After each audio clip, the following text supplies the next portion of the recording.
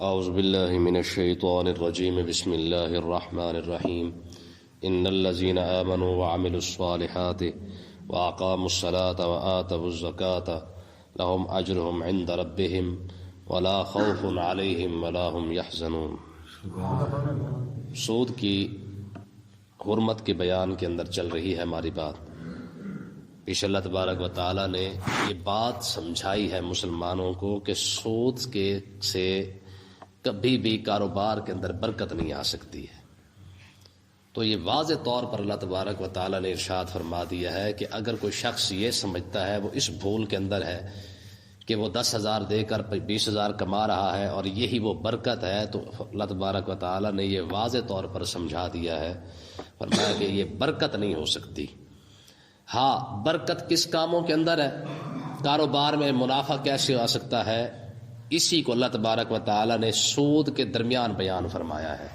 فرمایا کہ اگر تم واقعی برکت ڈھونڈ رہے ہو تو کیسے ملے گی؟ فرمایا ان الذین آمنوا وعملوا الصالحات، فرمایا وہ لوگ جو ایمان لائے، وعملوا الصالحات اور اچھے عمل کیے، واقاموا الصلاۃ اور انہوں نے نماز کو قائم کیا، وآتوا الزکاۃ اور انہوں نے زکوٰۃ کو ادا کیا، لہم اجرہم عند ربہم، ان کا اجر ان کے رب کے پاس ہے۔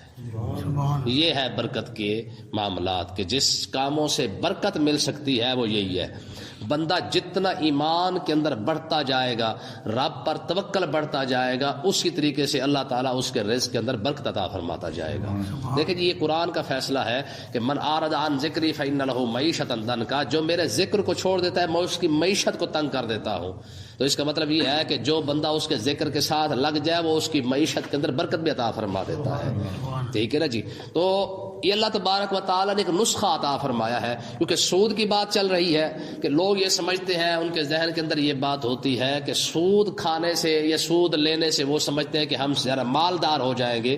تو اللہ تبارک و تعالیٰ نے ارشاد فرمایا کہ تم اہل ایمان بن کے، یعنی ایمان لاؤ اور اچھے اعمال کرو، یہ 2-3 نسخے آزما لو۔ اقاموا الصلاۃ، نماز پڑھنا شروع کر دو، آتوا الزکاۃ، زکوٰۃ دینا شروع کر دو، تمہیں مالدار میں خود ہی بنا دوں گا۔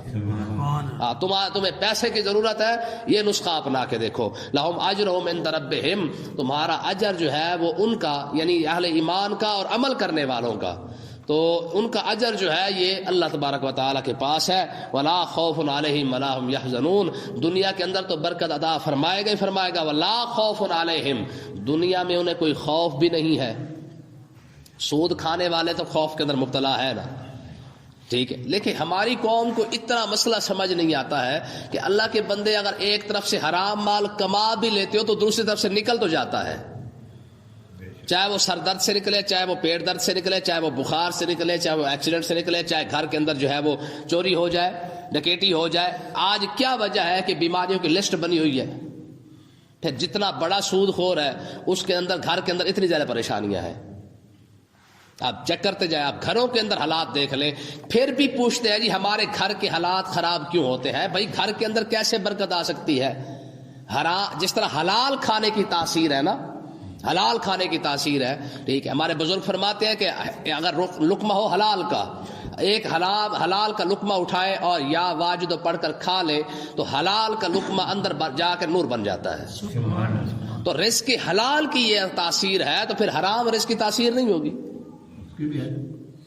حجاج بن یوسف ثقفی کو نا کچھ لوگوں سے خوف تھا کہ یہ لوگ جو ہے وہ سچی بات کرتے ہیں اور اس نے جو ہے وہ مجھے پریشان کر دینا ہے، تو اس نے اپنے وزیر سے کہا کہ مجھے ان 4-5 بندے ہیں، ان کے بارے مشورہ دے، میں ان کا کیا کروں؟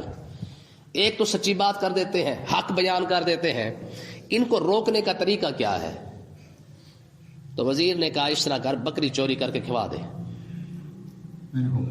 بکری چوری کر کے نا ان کو کھلا دے۔ تو حجاج نے بکری چوری کر کے ان 4-5 بندوں کو بلایا اور بلا کے نا ان کی دعوت کی۔ دعوت کرنے کے بعد جب کھا لی نا تو حجاج نے کہا تم جانتے ہو میں نے تمہاری دعوت کیسے کی ہے؟ کہا جی کیسے کی ہے؟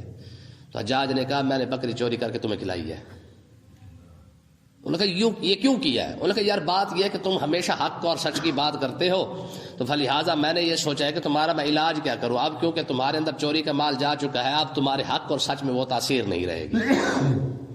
یہ اور بات ہے کہ اس میں ان کا کوئی قصور نہیں ہے، لیکن حجاج نے یہ نسخہ اپنایا تھا۔ تو کہنے کا مقصد یہ ہے کہ اللہ تبارک و تعالیٰ نے ارشاد فرمایا کہ بھائی جس طرح حلال میں برکت ہے اور اس کی تاثیر ہے، حرام کے اندر بھی ایسی جو ہے وہ تاثیر موجود ہے، اچھی ہو حلال کے اندر اچھی ہو سکتی ہے تو برے کے اندر حرام کے اندر بری تاثیر بھی موجود ہے۔ تو اللہ تبارک و تعالیٰ نے ارشاد فرمایا لہم اجرہم عند ربہم، فرمایا ان کا اجر جو ہے وہ ان کے رب کے پاس ہے، لا خوف علیہم، دنیا میں انہیں کوئی خوف نہیں ہوگا، ولا ہم یحزنون، آخرت میں انہیں غم بھی نہیں ہوگا۔ یار جسے دنیا کے اندر امن مل جائے اور آخرت میں جو ہے اس کو غم نہ ملے، آخرت کی امن مل جائے، تو امن کی یہ گارنٹی اللہ تبارک و تعالیٰ نے ان کاموں کے اندر عطا فرمائی ہے۔ فرمایا دنیا کے اندر اگر چین کی زندگی گزارنی ہے تو سب سے پہلی جو چیز ہے وہ ایمان ہے۔ کیا ہے؟ ایمان۔ پہلے ایمان کو مضبوط کرے، اس کے بعد اگلی بات آتی اعمال کی۔ ہماری قوم کو تو ایمان کے پتہ ہے کوئی نہیں کہ ایمان کہتے کس کو ہے۔ جو قوم سب کو راضی کرنے کے چکر پہ ہے اس کا ایمان کہاں ہے؟ قرآن مجید نے فرمایا انتم الاعلون ان کنتم مؤمنین، فرمایا اس وقت تم غالب آؤ گے جب تم صاحب ایمان ہوگے۔ ٹھیک ہے نا جی؟ ہاں، تو غالب آنے کے لیے ایک ہی شرط رکھی ہے، فرمایا تم اہل ایمان بن کے رہو، غلبہ رب عطا فرما دے گا۔ ٹھیک ہے، تو اللہ تبارک و تعالیٰ نے ارشاد فرمایا یہ لوگ ہیں جو دنیا کے اندر بھی امن کے اندر ہے، آخرت میں بھی چین کے اندر ہوں گے۔ وجہ کیا ہے؟ وجہ صرف اور صرف یہ ہے کہ اگر یہ ایمان لائے، اچھے اعمال کر لیں، نماز قائم کریں، زکوٰۃ ادا کریں، اور زکوٰۃ بھی حلال مال میں سے۔ ٹھیک ہے، کیونکہ صدقہ خیرات زکوٰۃ صرف حلال مال سے ہو سکتا ہے، حرام مال سے نہیں ہو سکتا ہے۔ آگے دیکھیں جی، یا ایھا الذین آمنوا اتقوا اللہ، فرمایا ایمان والو اللہ سے ڈرو۔ اگر ایمان ہے نا تو اتقوا اللہ، فرمایا سب سے پہلا جو ڈر ہے وہ کیا ہے؟ اللہ کا ہے۔ وَذَرُوا مَا بَقِیَ مِنَ الرِّبَا، جو کچھ سود میں سے باقی بچ گیا ہے، جو لے چکے ہو، لیکن جو پیچھے بچ گیا ہے اب اس کو چھوڑ دو، ان کنتم مؤمنین، اگر تم واقعی ایمان والے ہو۔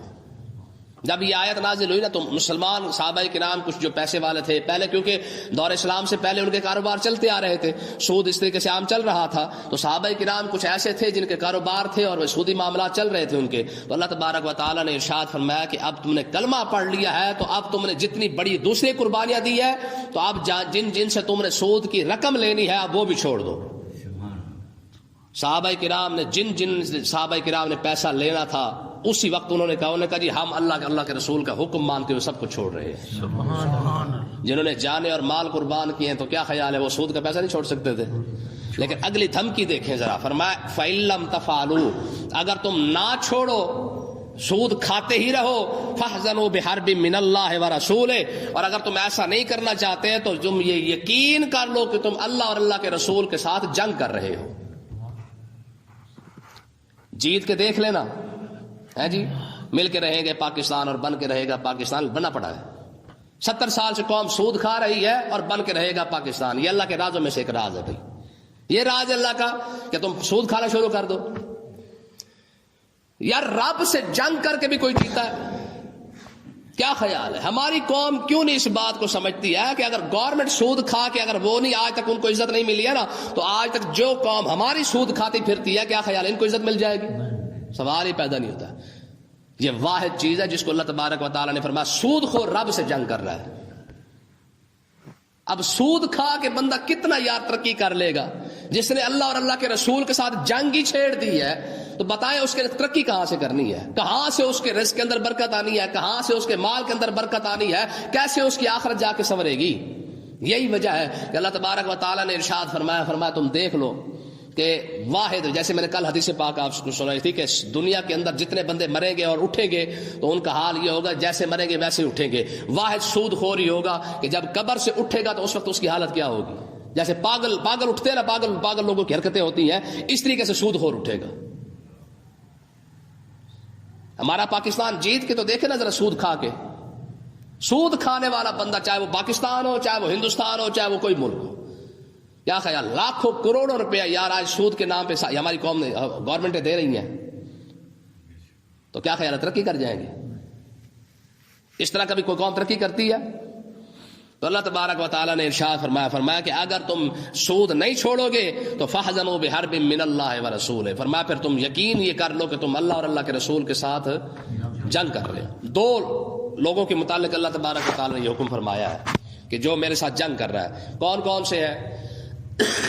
ایک تو اللہ تبارک و تعالیٰ نے سود خور کے بارے میں کہا کہ یہ سود خور مجھ سے جنگ کر رہا ہے، اور دوسرا فرمایا کہ جو بندہ میرے کسی دوست کے ساتھ دشمنی کر لینا سمجھ لے کہ وہ خود مجھ سے جنگ کر رہا ہے. من عاد لی ولیا فقد آذنتہ بالحرب. فرمایا جو بندہ میرے کسی دوست کے ساتھ دشمنی کرتا ہے تو وہ میرے دوست کے ساتھ نہیں کر رہا ہے، وہ کس کے ساتھ کر رہا ہے؟ فقد آذنتہ بالحرب. میں اس سے اعلان جنگ کرتا ہوں کہ تو کون ہوتا ہے میرے یار کے ساتھ، میرے دوست کے ساتھ جنگ کرنے والا. وہ میں نے بڑی خوبصورت بات آپ کو پہلے سنائی تھی کہ ایک فقیر نا بارش کے موسم کے اندر جا رہا ہے، کھڑاوا پہنی ہوئی اس نے، اور ایک گرل فرینڈ اور بوائے فرینڈ کھڑے ہوئے آپس میں گپے شپے لگا رہے ہیں. سویرے بھی یہ کچھ ہونے والا ہے نا. ویسے مشورہ تو میں صرف یہی دے سکتا ہوں نا کہ بھائی جب پھول دینے جانا تو گھر تالا لگا کے جانا. ظاہر ہے تو دینے جا رہا ہے تو کسی نے پیچھے بھی تو آنا ہے نا. ہاں یہ تو نہیں ہو سکتا نا کہ تو جائے کسی کو پھول دینے کے لیے اور تیرے گھر کوئی نہ آئے. ہاں باجی نے بھی پیچھے نکل جانا ہے کہیں نہ کہیں لینے کے لیے. بھائی جان پھول دینے جائے گا تو کیا خیال ہے بہن جی نے نہیں نکلنا، وہ بھی بھائی کے انتظار میں ہوگی تیری مہربانی تو رکشا پکڑ کے ادھر جا، میں نے ادھر جانا ہے. ہاں وہ ایک شعر تھا کہ کچھ لوگ بچھا کر کانٹوں کو پھولوں کی توقع رکھتے ہیں، کچھ لوگ بچھا کر کانٹوں کو پھولوں کی توقع رکھتے ہیں، شعلوں کو ہوائیں دے دے کر ساون کی توقع رکھتے ہیں. ہے جی کسی کے راستے میں کانٹے بچھا کر اور یہ امید رکھنا کہ اگلا آ کے ہار پہنائے گا، ایسا تو نہیں ہو سکتا ہے. جہاں پہ پنٹی شلٹی پہن کے اور موٹر سائیکل پہ ڈاں ڈاں کر کے جا کے پھول دینا تو انشاءاللہ وہ باجی بھی پہلے پہنچی ہوگی. بس تو فرق یہ ہوگا تو اس پارک میں ہے وہ اس پارک میں ہے. اپنے والی کو پھول دینے کے بعد دوسرے پارک میں چکر ضرور لگا کے بندہ دیکھے کہ وہ باجی کہاں پہنچی ہوئی ہے اور اس نے پہنچا ہونا ہے. بہرحال فقیر جا رہا ہے، بارش ہو رہی ہے، کھڑا ہوا اس نے پہنا ہوا ہے، تو وہ ظاہر ہے کیچڑ اٹھا وہ لڑکی کے کپڑوں پہ جا گرا. تو لڑکے کو نا غصہ آ گیا، اس نے آ کے فقیر کو چنڈ مار دی تھپڑ. جب تھپڑ مارا نا تو فقیر چپ کر کے چلا گیا. اچھا پیچھے سے وہ ابھی جانے ہی لگا تھا تو اس کا پیر پھسلا وہیں پہ مر گیا. ٹھیک ہے لوگوں نے پکڑ لیا فقیر کو، کہا فقیرہ تو نے بندہ مارا ہے. کہا میں نے کیسے مارا ہے؟ انہوں نے کہا تو نے ظاہر ہے اس نے تجھے اگر تھپڑ مارا ہے تو تو نے بد دعا کی ہوگی تو اس وجہ سے وہ مر گیا ہے، اس کا پاؤں پھسلا وہ مر گیا ہے. تو فقیر نے کہا میاں یہ یاروں کی لڑائی ہے، میری لڑائی تھوڑی ہے. سبحان اللہ. یہ کیا ہے؟ یہ یاروں کی لڑائی ہے. انہوں نے کہا جی یہ یاروں کی لڑائی کیسی ہوگی؟ کہا یار بات سنو، میرے جوتے سے جو ہے وہ کیچڑ اٹھا، اس کے یار کے کپڑے خراب ہوئے تو اس نے آ کے مجھے تھپڑ مار دیا ہے. کیا خیال ہے صرف اس کا یار ہے، ہمارا کوئی یار نہیں ہے؟ ہمارے بھی تو کوئی ہے کہ نہیں ہے؟ ہمارا بھی یار ہے. تو کیا کہا کہ جناب بس یہ یاروں کی لڑائی تھی، اس سے برداشت نہیں ہوا، اس نے مجھے آ کے تھپڑ مار دیا. جب میرے یار کو جلال آیا ہے تو اس نے پھر اپنا کام کر دیا ہے. یہ تو یاروں کی لڑائی ہے بھائی. بات سمجھ آئی کہ نہیں آئی ہے؟ یہ 2-3 مہینے پہلے میں نے آپ کو ایک بات سنائی تھی حضرت شاہ سلیمان توسوی رحمۃ اللہ علیہ کی.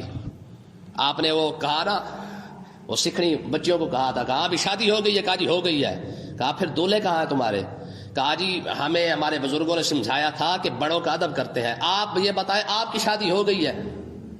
تو شاہ سلیمان توسوی نے فرمایا ہاں جی میری بھی ہو گئی ہے. کہا جی پھر اس طرح کرے پہلے آپ دولہا دکھائیں.